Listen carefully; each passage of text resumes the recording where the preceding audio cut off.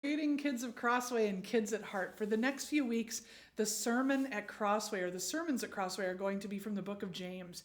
We wanted to provide you with some lessons that go along with what your parents are hearing and learning. The book of James, Pastor Martin said this today, was written by, can you guess? That's right, you guessed it, James. James was the brother of Jesus. The interesting thing about James, even more so than the fact that he's Jesus' brother, is that even though he was Jesus' brother, he didn't believe Jesus was God for a long time. John 7 verse 5 tells us that Jesus' brothers didn't believe in him. That's shocking, right? But 1 Corinthians 15:7 tells us that Jesus made a special visit to James after he rose from the grave. Jesus was actually James's big brother, his older brother. This must have made a big impact on James because he later wrote one of the books of the Bible. Of course, we just said, right? What's the name of the book of the Bible that James wrote?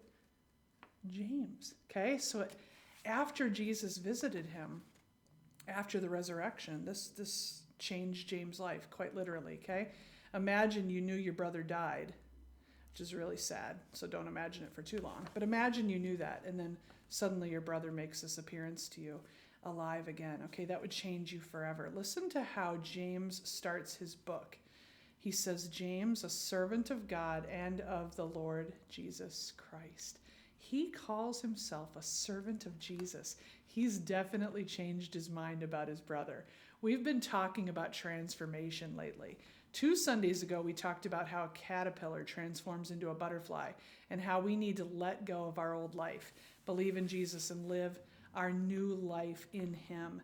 And then this past Sunday, we talked about how God told adults that they need to transform or become like little children and learn to depend on him for everything. Today, we're talking about a different kind of transformation, a change from not believing in Jesus to believing. How can we change our mind if, like James, we simply don't believe in something? If you simply don't believe, then how can you change your mind?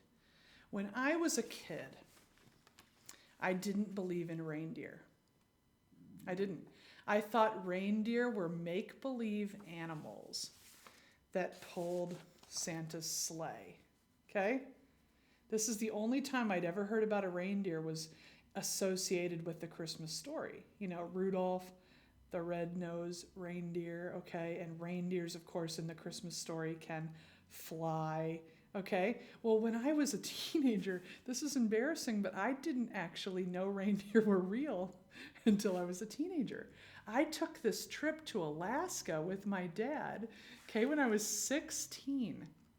And somebody in Alaska told us they were going to take us to see reindeer, like, you know, out in this kind of animal farm or pen. And I was like, yeah, right. Okay. And I suppose they fly too, you know, like real sarcastically. Well, imagine my shock when I saw a reindeer, okay, with my own eyes. They're real. They're real. And you guys probably knew that. You probably knew that, but for some reason I was a little slow growing up, okay? But I think that's a little bit how James must have felt when he saw Jesus alive again, shocked, okay? Utterly shocked. And I bet, like me, he felt a little silly. God knows what it will take for each person to move from unbelief to belief. We need something called faith. Faith is the ability to see the unseen. Faith is being convinced that something is real even though we've never seen it with our eyes. I believe in Jesus even though I've never met him. Faith is a gift from God. If you're struggling to believe in Jesus, ask God for faith and he will give it to you. Okay? James tells us, remember the brother of Jesus, he would know.